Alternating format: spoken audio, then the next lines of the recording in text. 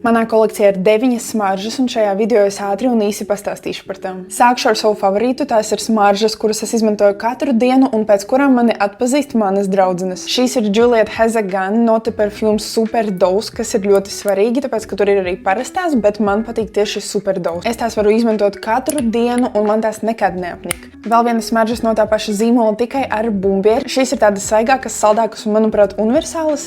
Un šie ir 2 aromāti, kas man patīk no Juliet Hezegan, un pārējiem man šķiet, ka ir pārāk par prastu. Šīs smaržiņas bija dāvana no veikala, kuras strādāju. Šis aromāts ir ļoti unikāls, nekur iepriekš es neko tādu nebiju jutusi. Šīs smaržiņas ir Initio Musk Therapy, un tās ļoti izteikti smaržo pēc upenēm un magnolijas. Man ļoti patīk. Man vairāk patīk asociācija par laiku, kad es strādāju parfumērijas veikalā, tāpēc, ka ikdienai šīs smaržas man šķiet par intensīvu. Šīs ir pirmās smaržas no nišas parfumērijas, kuras es sev nopirku pati, kā atvedu dāvana, kad es gāju prom no veikala. Un šis ir tieši mans mīļākais ziemas aromāts. Tas ir tik silts, tik apskaujošs, tik sildošs. Es nezinu, man ļoti patīk. Tur iekšā ir kaut kāds alkohols, tā kā ļoti gardas smaržņas. Turpināsim ar Ariana Grande arī. Es vispār negaidīju, ka man kaut kas tāds patiks. Šobrīd man šķiet, ka tās ir pārāk saldas un tādas meitenīgas, es teiktu. Bet, kad man ir tāds rotaļīgs noskaņojums, es varu iesmaržoties arī ar šī.